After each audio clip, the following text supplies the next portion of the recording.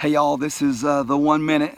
It's our weekend edition, and I do hope you have had a great week. Part of our week, this is my boy Jameson. Hi. This is part of our week has had the blessing to go up with one of our friends up in North Georgia, and we've been able to fish the Toccoa River. That's it right there behind me, and man, it's a real treat. I never take these opportunities for granted, and certainly to be able to do it with my boy right there has been a real blessing. And today we've been out here doing a little fishing, and we caught some trout, and it brought to my mind as I was just talking to him, every opportunity in life is an opportunity to acknowledge how wonderful the Lord is.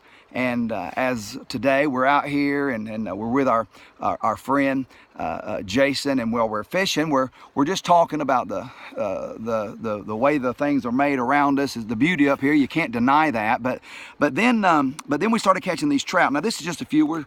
But we just started catching these trout. And I wanted to hold these up because this is going to be dinner tonight. But we wanted to hold these up. Now look at that.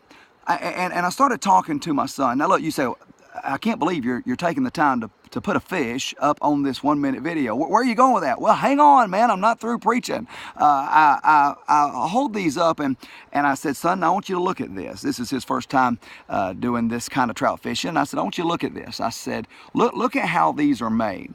Now, the Lord could have provided trout. They're a different kind of meat, by the way, if you like to eat fish. But I said the Lord could have provided trout. He could have just made them gray.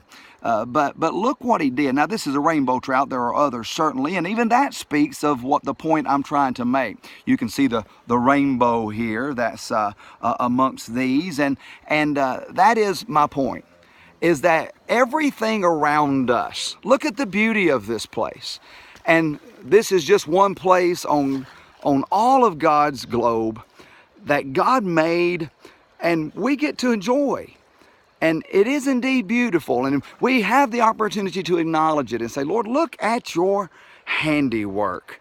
And certainly it is handy indeed. You know, that trout, all the detail that God put into just that fish. I think about it whenever I go snorkeling and I look at the different species that are there, and how John 1 talks about how everything that has been made was made by him. Colossians tells us that all things consist by the Lord Jesus, and how all of that, he just put his little touch all on them. And if we will just slow down, even fishing in the mountains of Georgia with your son, everything around us gives us opportunity to glorify God. Now let me tell you this and how it can apply to you. You too are unique. God made you very special, just like that trout. There is no other you that's like you. In fact, the Old Testament is preserved there where it says how we are fearfully and wonderfully made. And the psalmist there said, wondrous are your works. And so maybe the rest of this weekend, you would just stop and take time to look around. But not only in looking around, maybe you'd look within and just thank the Lord for what he's done in creating you and those around you.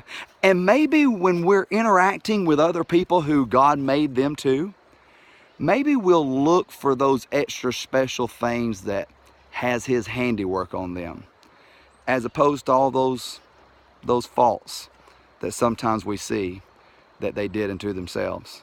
I hope this will give you something to consider. I hope that every time you wake up and go anywhere, you take time to look around and say, wow, God, pretty cool, this thing of what you did to bring glory to yourself. Have a good weekend. I'll see you on Monday as we hop back in to our Bible reading. God bless.